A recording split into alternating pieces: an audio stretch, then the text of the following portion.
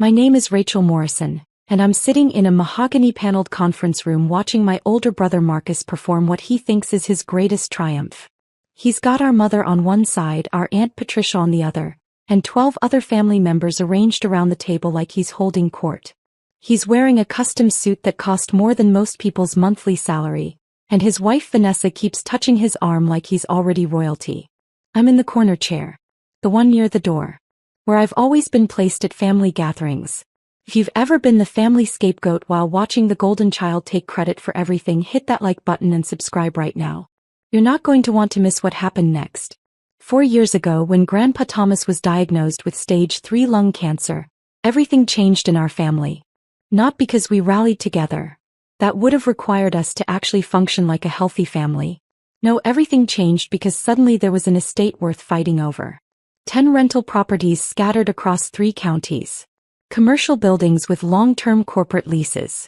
A portfolio that generated $45,000 in monthly rental income, clockwork regular, for the past 32 years.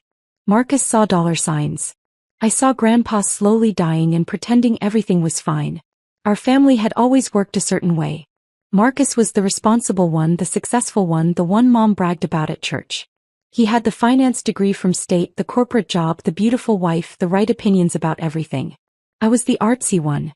The impractical one. The one who dropped out of business school to pursue photography.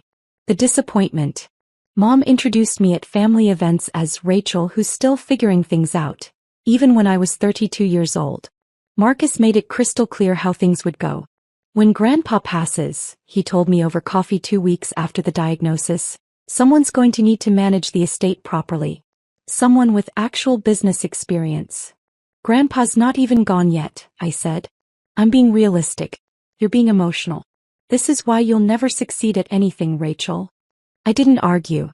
I learned years ago that arguing with Marcus was like arguing with a brick wall, except the brick wall eventually stopped talking. Instead, I visited Grandpa 3 times a week, then 5 times a week, then basically every day as the cancer progressed. We'd sit in his small house, the one property he'd kept for himself, refusing to rent it out, and he'd tell me stories about building his empire. Started with 1 duplex in 1973, he'd say, his voice getting weaker each month. Your grandma and I, we scraped together the down payment. I did all the repairs myself. Learned plumbing from a library book, if you can believe it. I believe it, I said, adjusting his oxygen cannula. You never did anything halfway. Marcus came by yesterday, Grandpa said one afternoon in March, 6 months after diagnosis. Spent 40 minutes talking about property management software and tax optimization strategies. That sounds like Marcus. Didn't ask me how I was feeling. Didn't ask about the treatments. Grandpa's eyes, still sharp despite everything, fixed on me. You know what he did ask? What? If I'd updated my will recently. I felt something cold settle in my stomach. Grandpa. I'm not a fool, Rachel. I see exactly what's happening. He reached for my hand, his grip surprisingly strong. You know why I never taught Marcus about the properties? Why I never brought him into the business? Because he never asked? Because he doesn't care about the properties. He cares about the money they generate. There's a difference. Grandpa paused to catch his breath. You, on the other hand. You asked me about Mrs. Chin in 4B when her husband died. You remembered that the Johnsons in the commercial building were celebrating 20 years. You see people, not dollar signs. I just pay attention. Exactly. Grandpa squeezed my hand. I need to show you something. That's when everything changed. Grandpa walked me through, had me will him through, every single property. 10 buildings, 42 rental units, 3 commercial spaces. He introduced me to every tenant, showed me where he kept the spare keys, explained which contractors were reliable and which ones would rob you blind. This furnace is original to 1987, he'd say. Needs replacing next year, probably $15,000. This roof's got another 5 years if we're lucky. Mrs. Rodriguez in 2A, she's never late on rent, but her daughter's going through a divorce. Might need some grace in a few months. I took notes. Hundreds of pages of notes. I photographed everything, learned the systems, memorized the details. Marcus never knew. Nobody knew. They thought I was just visiting my dying grandfather, being the emotional, impractical one who couldn't face reality. Rachel, Grandpa said one night for months before he died. I'm going to do something and I need you to trust me. Of course. The properties. I'm transferring them. All of them. My heart stopped. To Marcus. To you. I couldn't breathe. Grandpa, I can't. The family will. The family will do exactly what they're already doing. Your mother will side with Marcus because she always has. Your aunt will demand her cut because she thinks she's entitled. And Marcus will threaten lawyers and throw tantrums. Grandpa's expression was calm, resolute. But the properties will be yours. Legally, completely, irrevocably yours. Why? Because you're the only one who'll do right by them.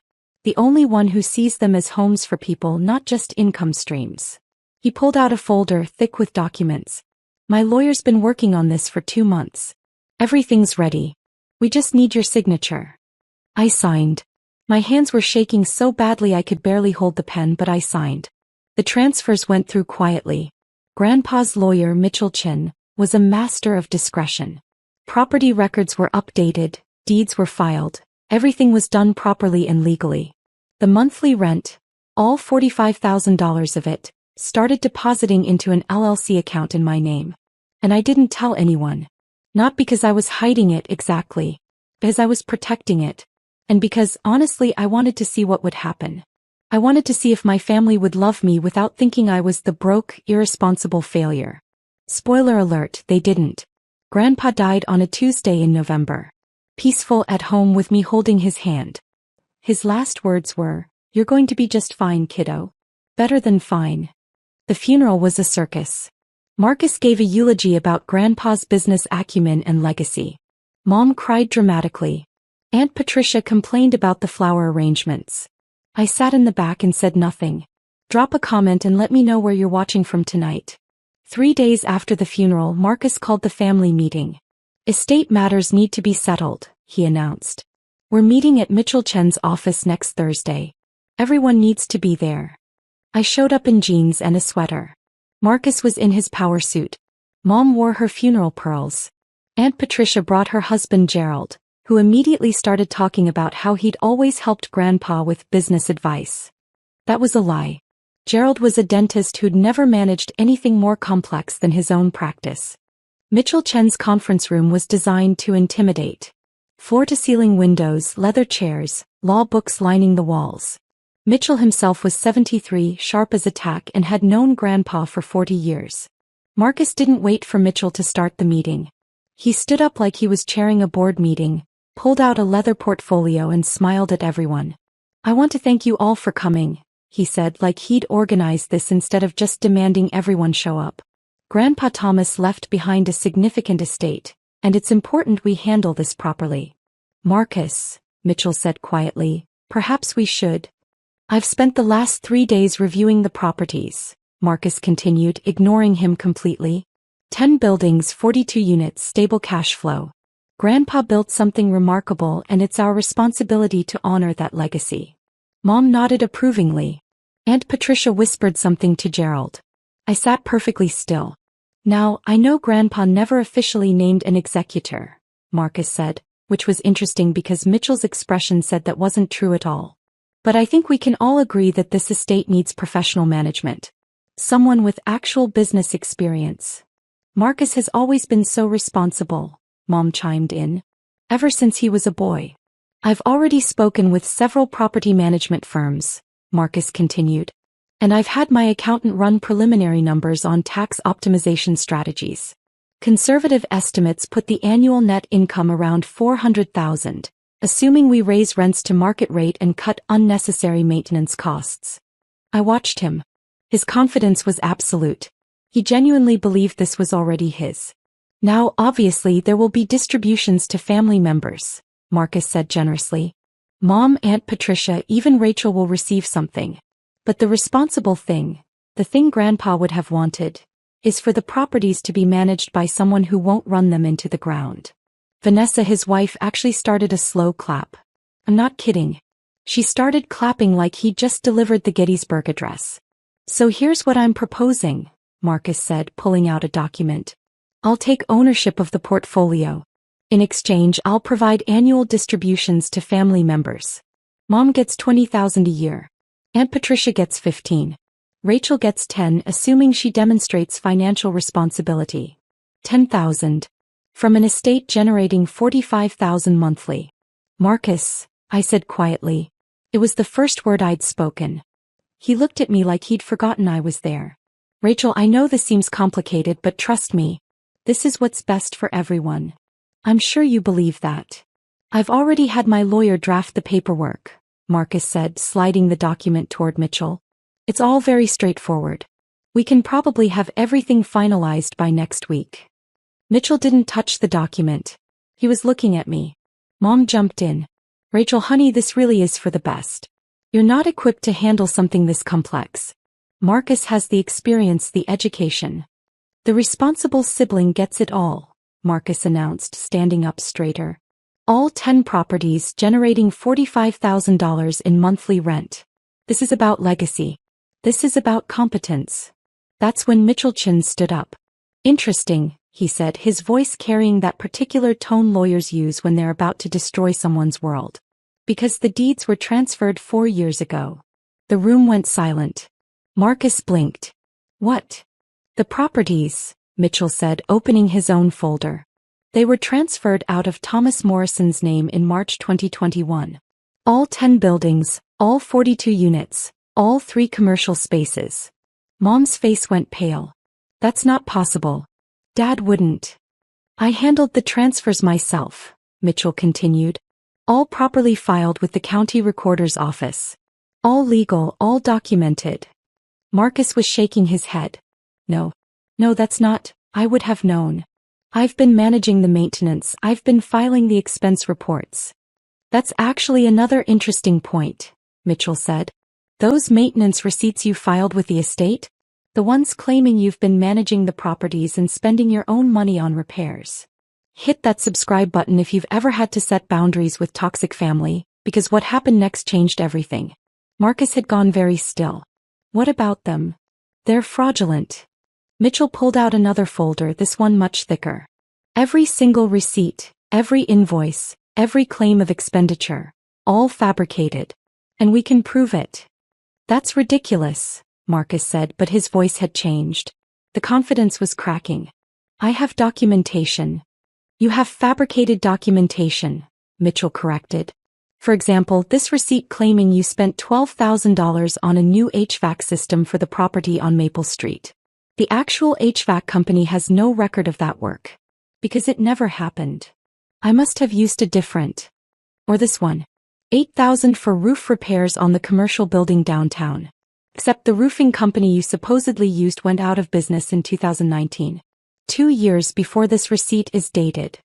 Aunt Patricia stood up. Mitchell, surely there's some misunderstanding. There's no misunderstanding. Over the past 4 years, Marcus has filed approximately $173,000 in fraudulent maintenance claims against the estate. Mom actually gasped. Marcus, tell him that's not true. But Marcus wasn't looking at Mom. He was looking at me. And I saw the exact moment he realized. He breathed. He knew. You've known the whole time. I met his eyes. I didn't know about the fake receipts. That's a nice touch though. Really creative. The properties are yours? Vanessa said, her voice climbing. Since when? Since March 2021, I said calmly. Grandpa transferred them to me 4 months before he died. Every single one. That's not legal, Marcus said desperately. He wasn't in his right mind, he was dying, it was undue influence. He was completely competent, Mitchell said. I have medical documentation from 3 separate doctors confirming his mental capacity at the time of transfer. I also have video recording of the signing, which was witnessed by 2 independent parties who had no relationship to the family. I pulled out my own folder. I'd been holding it in my lap the whole time. But here's the thing, Marcus, I said, sliding it across the table. While you were filing fake maintenance receipts, I was actually maintaining the properties. With my own money. Money from the rental income that's been legally mine for 4 years. The folder hit the table with a satisfying thud. Marcus opened it with shaking hands. That's every repair, every upgrade, every legitimate expense, I said. The furnace at the Maple Street property, that's page 12. I replaced it last year for $16,000. The commercial building roof? Page 37. 22,000 completed 6 months ago. Mrs. Rodriguez's broken water heater? Page 53. Emergency repair 24-hour turnaround, because she has 3 kids and it was January. Marcus was flipping through the pages, his face getting redder with each one. All documented. All legitimate. All paid for from the rental income that you thought should be yours. I leaned back in my chair. You want to talk about responsible management, Marcus? I've been responsible. You've been filing fake receipts and planning to evict tenants to raise rents. You had no right, Mom said, her voice shaking. Rachel, your grandfather wouldn't have wanted this. Family doesn't. Family doesn't what, Mom? I turned to her. Family doesn't lie? Family doesn't fabricate documents? Family doesn't try to steal from each other. You manipulated a dying man, Aunt Patricia accused. I visited a dying man, I corrected. 3 times a week, then 5 times a week, then every single day. I held his hand through chemo. I learned about his tenants, his properties, his life's work. Where were you, Aunt Patricia? Where were you, Marcus? This isn't fair, Vanessa said. Marcus has been planning. He left his job. He was going to manage these properties full-time. He left his job. I looked at Marcus. When? His jaw clenched. 2 weeks ago. I gave notice after the funeral. So you quit your 6-figure job to manage properties you didn't own and hadn't bothered to verify were actually part of Grandpa's estate? I shook my head. That's not business acumen, Marcus. That's stupidity. You smug little, Marcus started. Mitchell cleared his throat. There's more. Marcus's head snapped toward him. More. The fraudulent receipts constitute attempted theft by deception. Given the amounts involved, over $170,000, we're talking felony charges. Mitchell's expression was professionally neutral, but I could see the satisfaction underneath. He'd loved Grandpa. I'm obligated to report this to the authorities. You can't be serious, Mom said.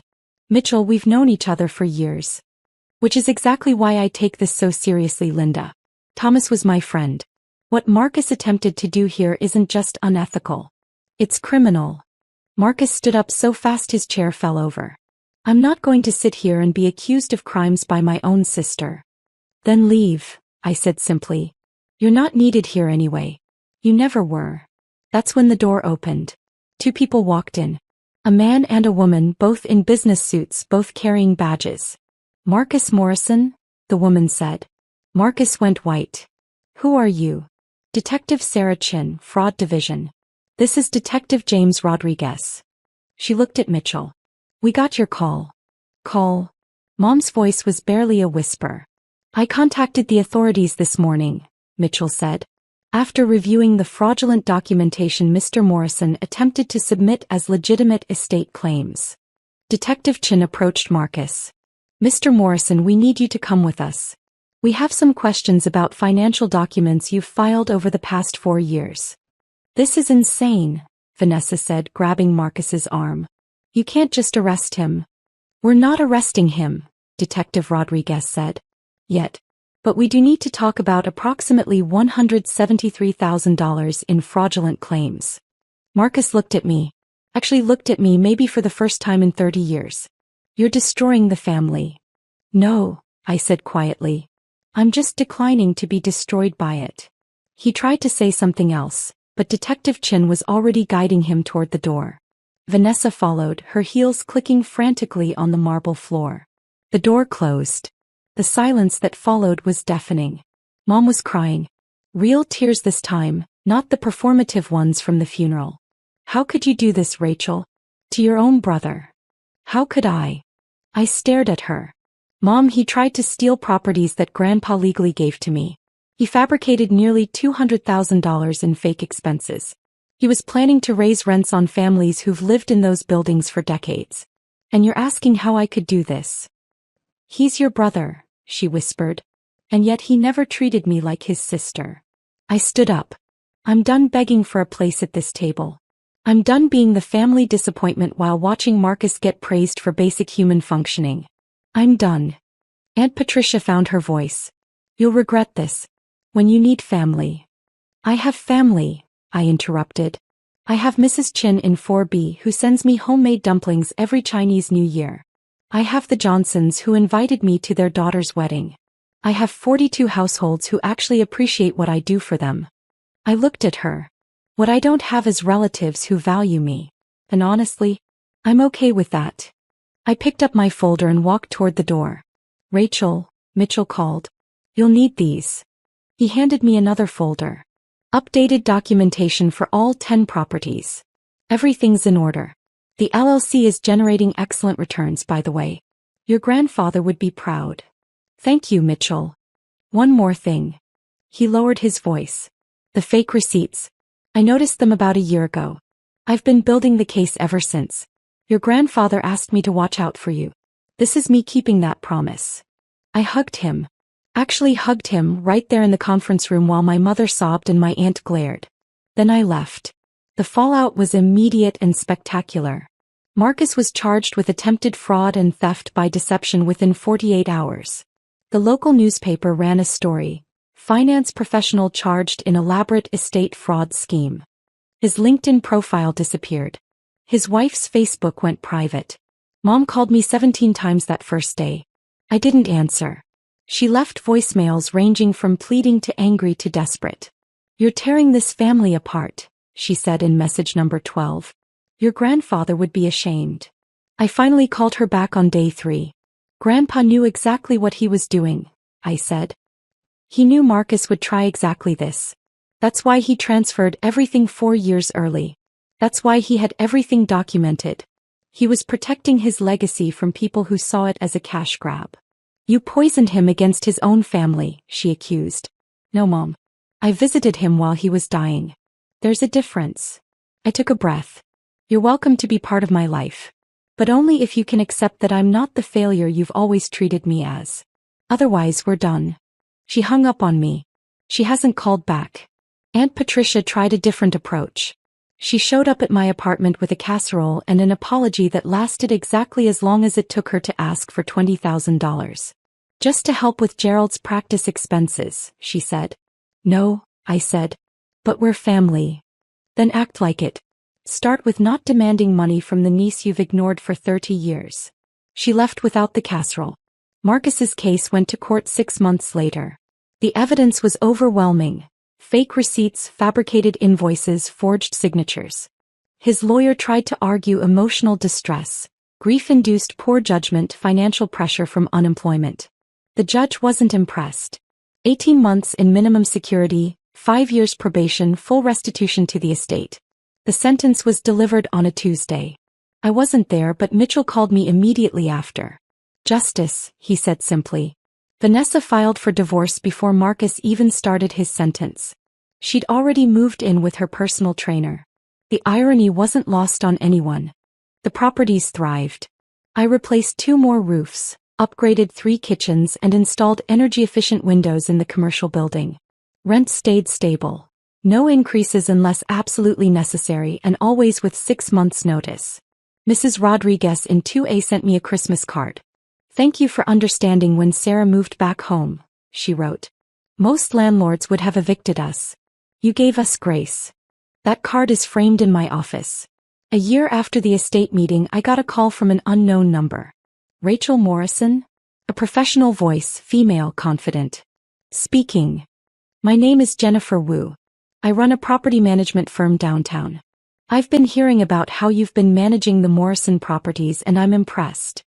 Thank you. I'm expanding my business. I need someone who sees properties as homes, not just assets. Someone who understands tenant relationships matter more than maximum profit extraction. She paused. I'd like to offer you a consulting position.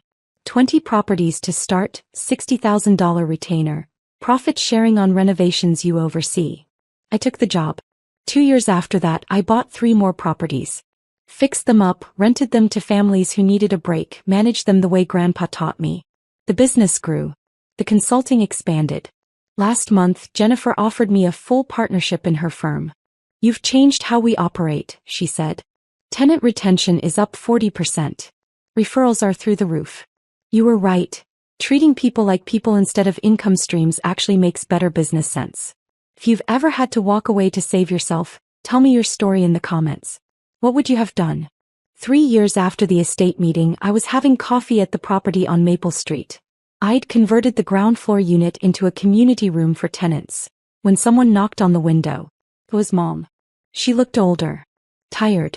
She was carrying a single shopping bag and wearing a coat I recognized from 5 years ago. I unlocked the door. "I don't want money," she said immediately. "Okay. Marcus gets out in 6 months. Parole hearing next week." "I know." She looked around the community room.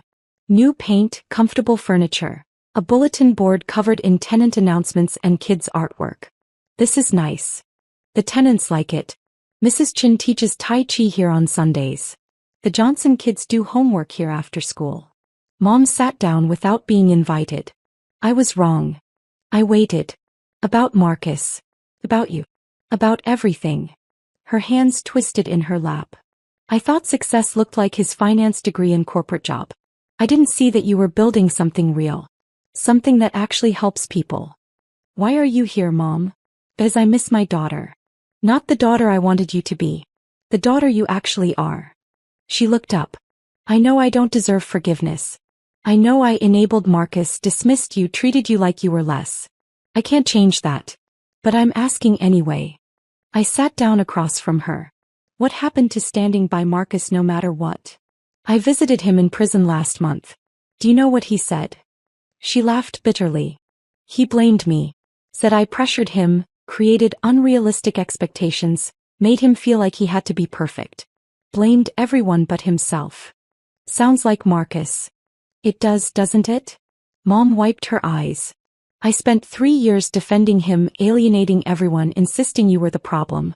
And he blamed me the first chance he got. What do you want from me, Mom?" "Nothing. Everything. A chance to know my daughter. To apologize properly, not just with words but with time and effort and actually showing up." She met my eyes. "I know that might not be possible. I know I burned that bridge. But I had to try. I thought about Grandpa. About his lessons on grace and boundaries. About Mrs. Rodriguez and second chances. Tuesday mornings," I said. "Coffee here 9 a.m. We talk. Actually talk, not perform for each other. That's it. That's the start. You show up consistently for 6 months, we'll talk about more. You miss more than 2 without legitimate excuse, we're done. And you never ever ask me to reconcile with Marcus or minimize what he did. Deal." She started crying again. "Thank you, Rachel. Thank you for showing up." She did. Every Tuesday for 6 months, then a year, then 2 years. We rebuilt something. Not what we had, that was broken from the start. Something new. Something honest. Marcus got out of prison and immediately tried to contact me through social media. His message was 3 paragraphs of self-justification ending with a request for $50,000 to get back on his feet. I blocked him and didn't think about it again. Last month, Grandpa's birthday, I visited his grave. Brought his favorite whiskey and poured a little on the ground. "The properties are doing great," I told him. 42 families safe and stable. 3 more buildings added. Community programs in 4 locations. Mrs. Chin says hi. The wind rustled through the trees. Marcus is out. I haven't seen him. Don't plan to. Mom and I are talking. Carefully but talking. I smiled. You were right, Grandpa. About all of it. The properties aren't just buildings. They're homes. And that matters more than maximum profit. I could almost hear him agreeing. You taught me to see people. To value stability over extraction. To build something that lasts. I stood up. I'm doing that. Every day. For 42 families and counting. The sun was setting, casting everything in gold. Thank you, I said. For trusting me with your legacy. For seeing who I actually was instead of who everyone wanted me to be. For giving me the tools to build something real. I walked back to my car. A practical Honda because some things don't change. And drove to the Maple Street property. Tuesday Tai Chi was just ending and Mrs. Chin waved at me through the window. 42 families. A growing business. A relationship with my mother that was finally honest. A life built on the foundation Grandpa created, expanded with lessons he taught me.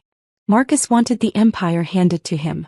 I earned it, building by building, family by family, choice by choice. paper beats promises every single time. And sometimes, the family scapegoat turns out to be the only one who actually understood what family means.